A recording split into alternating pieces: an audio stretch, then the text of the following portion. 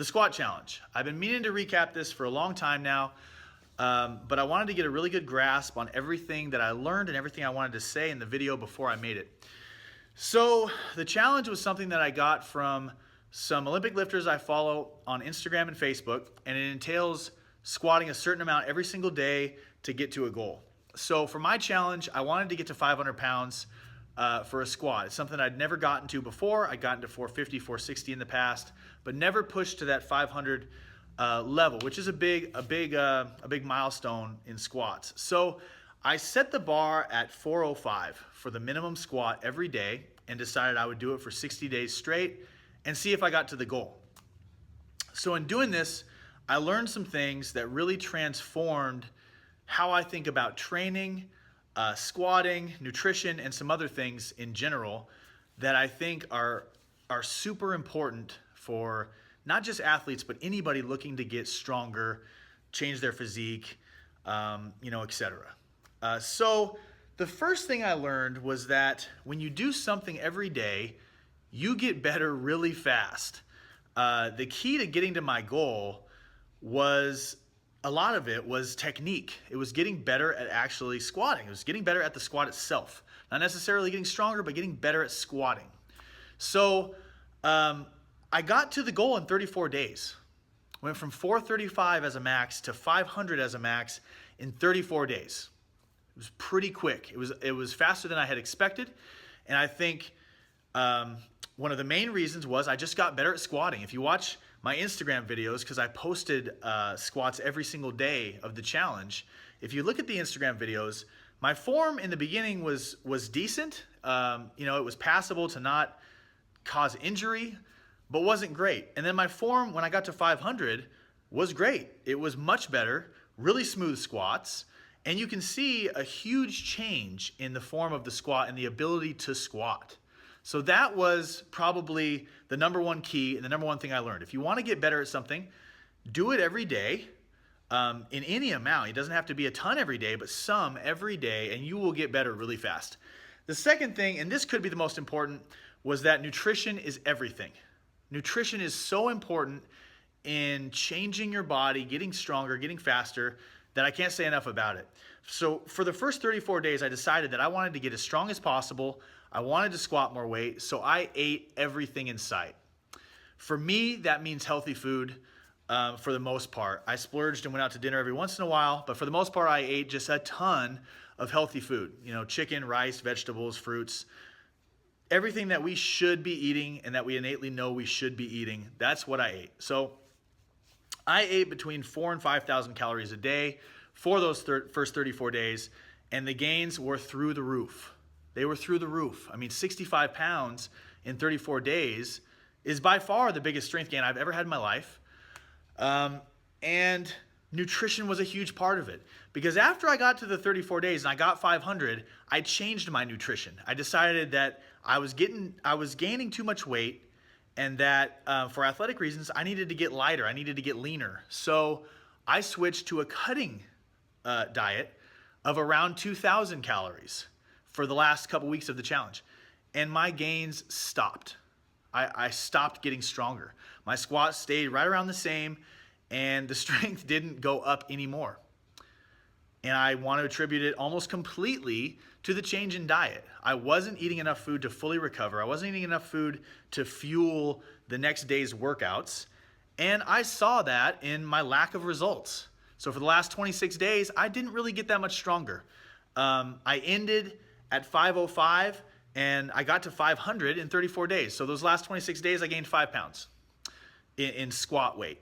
But I also lost 10 or 12 pounds of fat and was able to maintain the strength. So, there's something to be said for that as well. The third thing that I learned was that the human being's ability to adapt is incredible.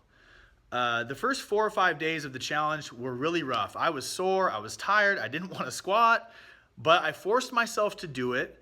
And after 4, 5, 6 days, it got easier. I didn't feel as tired the next day. I didn't feel as sore. Things didn't hurt at all. I started to feel really strong and began to want to squat more. It did take almost a week for that to kick in and for those adaptations to really start to occur. But when they did, I didn't get sore anymore. So for the next 20, 25 days until I got to 500, I didn't battle soreness. I just woke up the next day, felt pretty good. Sometimes I would be tired, but there wasn't much soreness and I was ready to squat again. So that was the third biggest thing I learned, was that the human being's ability to adapt is far greater than what we think. You can push your body to limits that you never thought were possible, because the body will adapt to whatever stimulus you give it. Whatever stimulus you use, the body will change and adapt. So that also is a very important factor in how you train and what you choose for your stimulus. In this case, choosing squats allowed me to get a lot stronger very quickly. So human adaptation was a huge thing that really came to the forefront of this challenge, and that I really learned. You can push yourself way further than you think.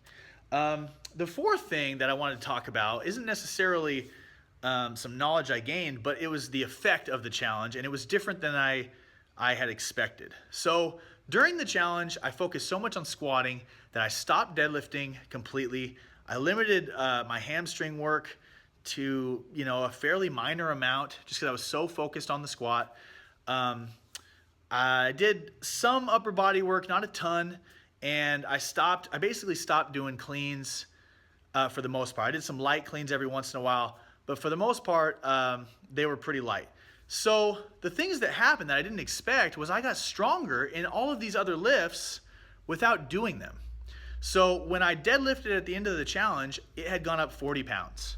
Now this one makes some sense because deadlift, involves the squat to a pretty high degree. But without doing it, the idea of getting 40 pounds stronger in it is a little absurd. And I was really shocked by this. So that one kind of caught me off guard. The other one, my bench press went up about 40 pounds as well. And some of it I think is due to the weight gain. And I did do it maybe once a week during those, so maybe 3 times in those first 34 days. 3 or 4 times, probably 4 times. And it went up a lot, which was surprising. And then most surprising was I stopped doing cleans, which are a very skill-oriented lift. I stopped doing them for the most part because my legs were tired. I didn't want to put that extra stress on because I was always squatting. So at the end, my clean went up 35 pounds, which you can attribute some of that obviously to being able to front squat more weight because my back squat went up so much. But it was still a shocker. I mean, my skills didn't improve in the clean because I didn't do it. I was actually a little rusty, but able to do 35 more pounds right after the challenge than I could before. So that was kind of shocking. And then most importantly was I measured my vertical beforehand and my vertical after the challenge. And for a basketball player and most athletes, vertical is a super important, aspect of your athleticism. It's a key to a lot of sports. And my vert went up 4 inches without doing a lot of plyometric work, without doing a lot of jump training, just from squatting mostly. So those were the things that occurred that I really did not expect, and that they really drive me to recommend that people do this, because the gains will be more than just increasing your squat. They'll be increasing all of these other things. My physique changed. I actually lost body fat, gained muscle mass while doing this. I gained more weight while I was eating a ton and lost weight when I was cutting. But the results were great. And so to recap this, guys, 4 major things I learned from the squat challenge. 1, if you do something every day, you get really good at it. So if there's something that you want to get good at, do it every day. Second thing is nutrition is the most important part of being an athlete. I don't care what anybody says. Training is huge, but nutrition is huger. It's more important than the training. The third is that never underestimate the human's ability to adapt. You can adapt to anything that you subject your body to if you're willing to work hard at it. And the last thing about this challenge was the adaptations that my body made was much more than just being able to squat more weight. I was able to deadlift more weight, clean more weight, bench more weight, and jump higher. Speed-wise, I didn't measure a lot of those things, so I'm not really sure on the speed front. but getting better, in those areas is a major reason to try this out. Now, as an athlete, you should try this in the off season. You shouldn't be doing this in the preseason or during your season, but try it in the off season, see how it affects your body. For you everyday people out there trying to get stronger, trying to get in shape, give it a shot. Start light, start squatting every day, and watch the magic as your body changes. So that's it for the squat challenge recap. I hope everybody learned a little bit from this, and that you can take some of these things and incorporate them into your own training plan and get stronger.